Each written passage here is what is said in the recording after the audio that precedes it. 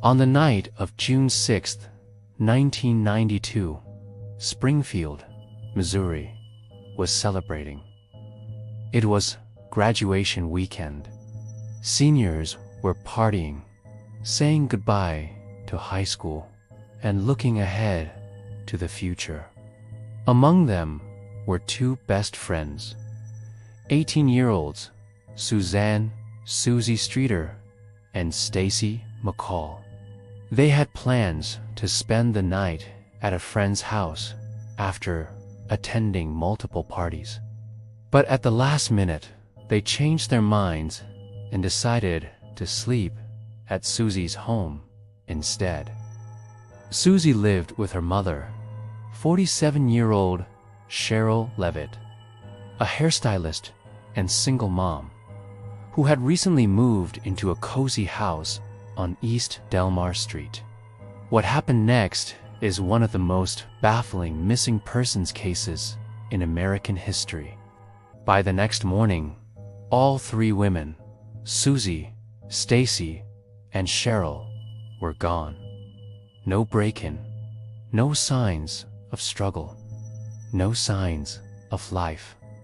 Just three purses lined up on the living room floor. 3 cars in the driveway, and 3 women vanished without a trace. When friends arrived at Suzie and Sherrill's house on the morning of June 7th, they immediately sensed something was wrong.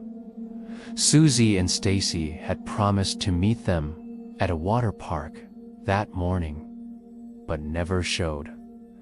Their purses were still inside. Makeup, cigarettes, keys, all untouched. Sherrill's bed looked like it had been slept in. A broken porch light lay shattered near the front step, and a glass lampshade had been swept up and placed in the bin, a detail no one remembered doing. There were no signs of forced entry, no blood, no overturned furniture.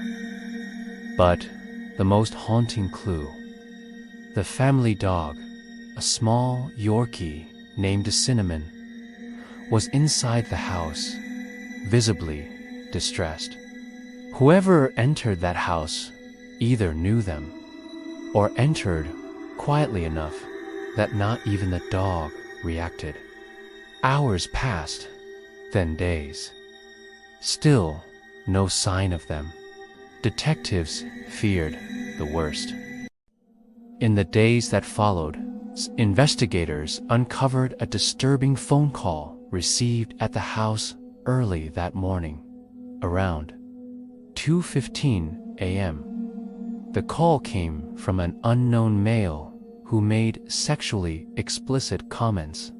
It was dismissed at first as a prank, but many now wonder, was it more?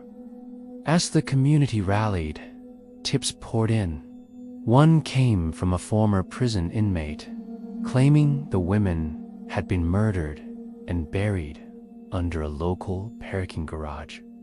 The lead was taken seriously. Ground-penetrating radar even detected 3 anomalies under the concrete. But the garage was too expensive to excavate, and a tip was never verified.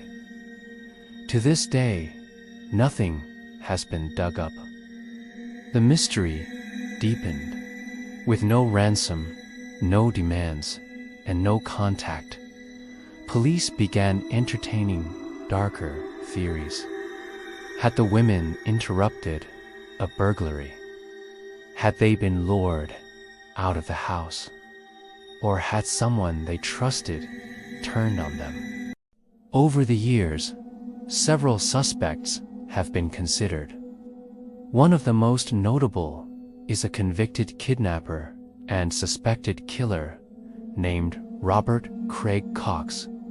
He had ties to Springfield and was in town the weekend the women vanished. In a chilling interview, He once claimed that he knew they were dead and that the case would never be solved. But he refused to say more. No evidence ever tied him directly to the scene. There were also multiple reported sightings. One woman claimed she saw Suzie at a convenience store days after the disappearance, looking distressed. Another claimed they saw the trio at a diner, accompanied by a silent, controlling man. But none of these sightings were ever confirmed. As tips faded, so did public attention. More than 30 years have passed since that night in Springfield. No new evidence, no bodies, no suspects charged. Just silence. The house on East Delmar Street is gone now, torn down. The empty lot remains, a physical scar where 3 lives simply vanished. Every year, tributes are held. Friends and family still search, and true crime communities across the world continue to ask, what happened to the Springfield Three? Were they taken together? Did they leave the house willingly? Is the truth buried beneath that concrete garage, or somewhere far darker? One thing is certain: whoever knows the truth has kept it buried for decades. And time, for now, is the only one talking.